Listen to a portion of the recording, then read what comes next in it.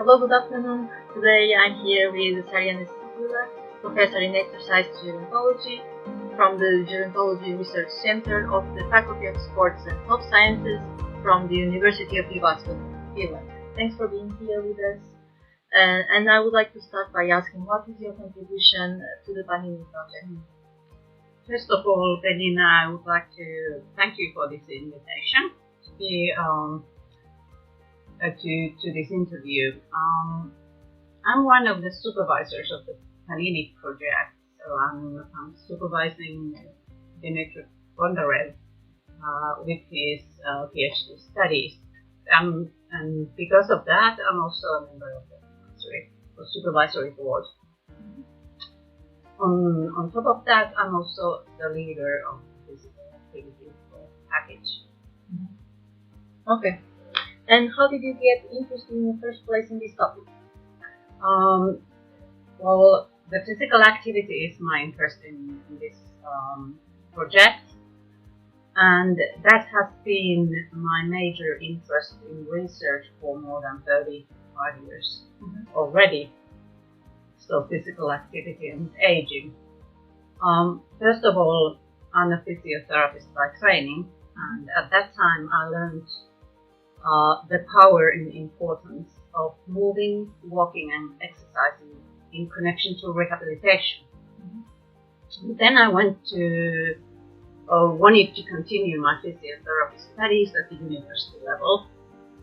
And in Finland, the University of Jyväskylä is the only university in the whole country which offers research education for physiotherapists as a major.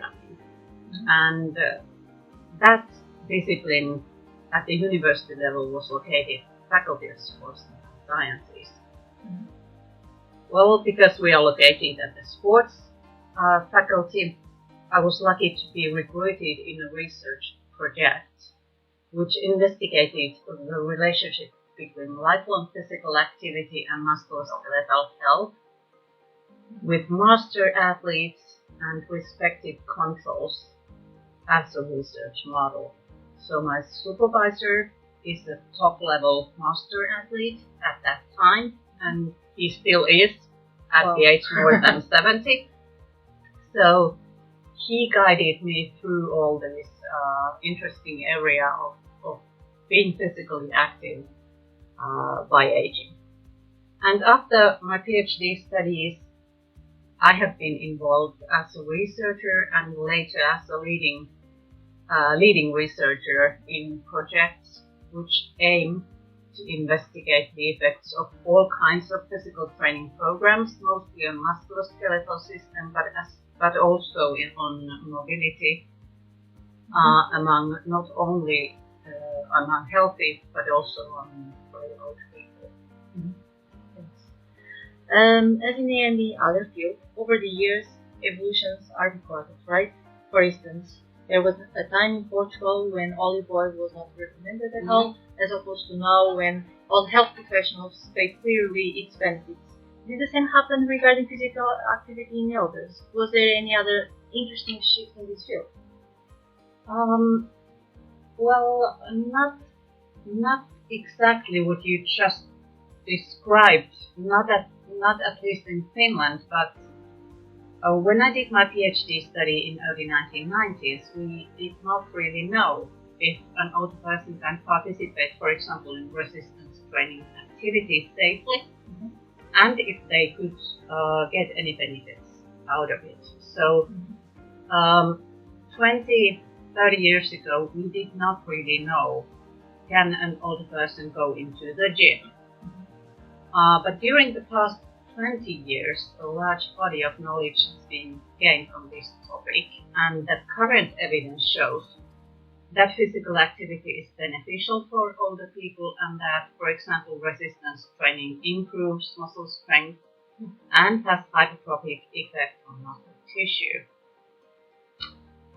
And today, research topics on physical activity and aging are related to, for example, on biological mechanisms of physical or of beneficial effects of physical activity, individual variation in training responses, details of the training dose and training routines, nutrition, and more clinical truths have been incorporated into these research programs, as well as more distal outcomes such as scores and disability.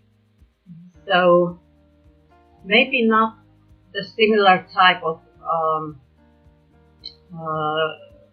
sort of contradictory or revolutionary ideas, but more detailed information and more specific recommendations related to health-related physical activity. Mm-hmm. In fact, there is quite nice international recommendations for old people 65 and over or older, which clearly says or sort of condense the international guideline and studies into one suggestion or recommendation, which is 150 minutes per week aerobic exercises within with 10 minutes into sort of routines, resistance training 1 to 2 times a week, as well as balance training. So that is the current recommendation. Okay. And now, to conclude a challenge, okay? If you had 1 minute to convince an elder to exercise, what would you say or do? Being physically active is good for everybody.